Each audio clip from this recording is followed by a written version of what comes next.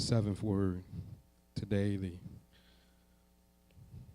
words of Eric Garner.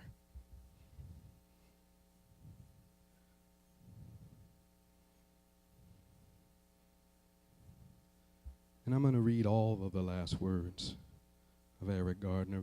Many have already seen the video of this 43-year-old man being choked to death. For some, it may have been the first time you saw literally someone being put to death. For all the thousands and thousands of times you saw it in movies and televisions and make-believe, the reality is a lot scarier than the make-believe.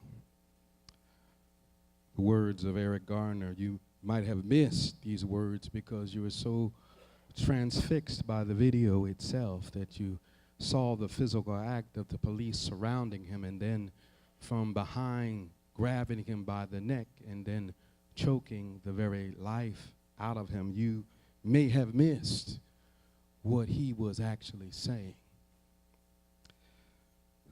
The transcript goes, "Get away.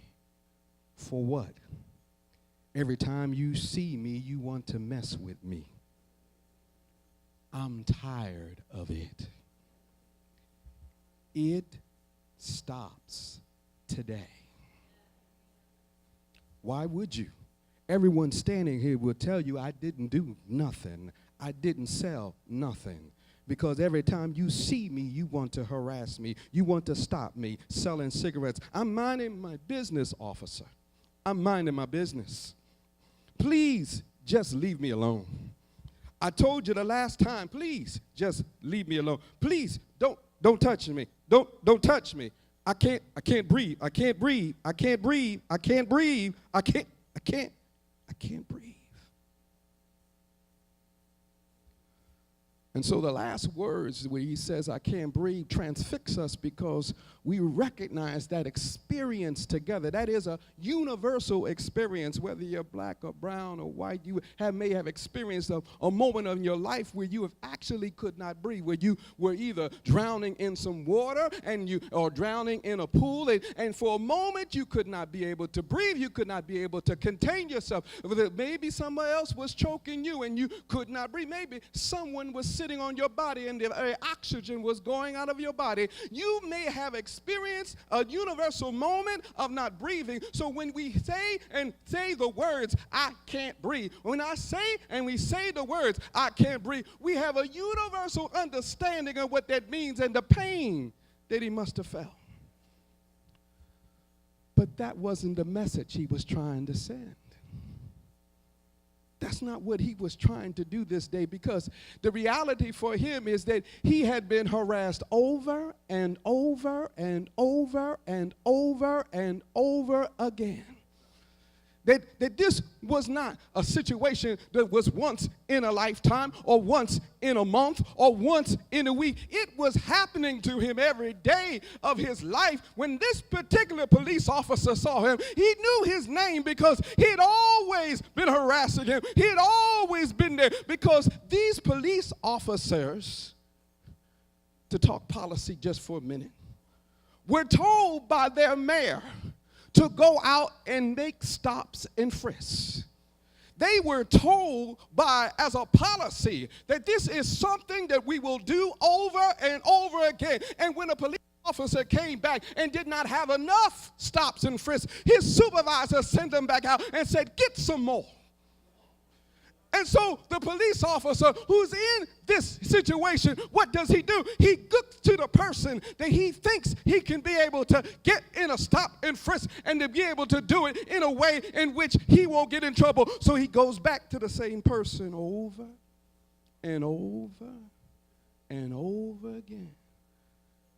I called him selling loose cigarettes one time, maybe 2 times, maybe 3 times. And that's illegal in New York City. So I'll keep on coming back to him. Here, I'll get my quota. I'll get my number. I'll get the amount that I need to have to be able to go to my supervisor and keep my job, because it is a policy that was the problem. We're not talking about a few bad cops that led to this situation. We're talking about a policy. A policy that was made. A decision of a political leader who got votes to be elected into the office of mayor of New York City, and the same policy by this mayor in this city is the same situation. A policy has been made. Oh, well, there's a few bad apples in all kinds of situations. There's a few bad. No, we're not talking about a few bad police people. When you have 1,000 chokeholds by New York police officers in the course of several years and not one of them lose their job, then you got a problem with a system. You don't got a problem with just a bad police officer.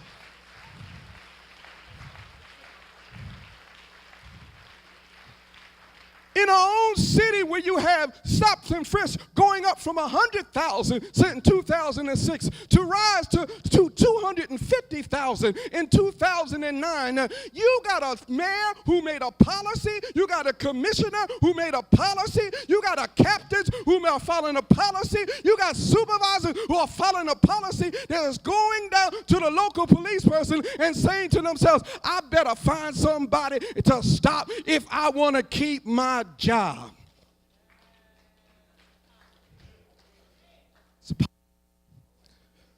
And if 45% of them are illegal stops and frisks, as determined by a study by the ACLU in this city, then your policy is an illegal policy.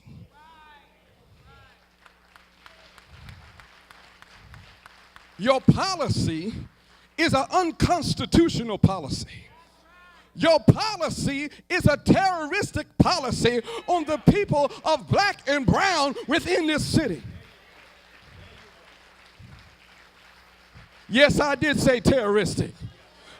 Because if you've ever been stopped by a police on a lonely road at night and you feel the hairs on the back of your neck beginning to stand up because you don't know what he's going to do to you alone on that road, and the very terror you feel because you're afraid for your life, you understand what terror means. Oh, I got to get out of here. But here's what he says. He says, this is it. This is it. You want to mess with me? I'm tired of it. It stops today. No, you got to hear what he's saying. He has made a bold declaration to look at that police officer who continued to harass him and said, I've had enough. I don't know about you, but I used to be told that after you get tired, you can get sick and tired. And after you get sick and tired, you can still get even more sick and tired. And when you get sick and tired of being sick and tired, then sooner or later you're going to stand up. You're going to stand up. You're going to stand up for your rights and declare in a clarion call that it stops now. And until we make that declaration, that's what Eric Garner wants us to remember. Don't worry about that he can't breathe. You can breathe. If you can breathe, you can stand. You can stand. You can stand for him and say to the world, with all power and all authority that comes from the masses of God's people, and say it clearly so the mayor hears. Say it clearly so the commissioner hears. Say it clearly so the governor hears. Say it clearly till the president hears that it stops now. It stops now. It stops now. It stops now. Not only that, Because we don't stand just against police brutality, but we stand against the racial injustice we see. So we can say it in other places too. Whether your workers at the airport getting low poverty wages, you can say the same thing. It stops now. Whether your child in our schools that are underfunded and under attack, we can look at this governor, we can look at this governor, we can look at this governor and say clearly, I don't care that there's a bunch of Republicans in Congress or in the state Senate. Governor, it stops now. Don't care what we got to do or where we got to go, but I declare it. We will walk it. We will believe it. We will keep on fighting, keep on believing, keep on hoping. Say it with me one more time. It stops now. Oh, bless the name of the Lord.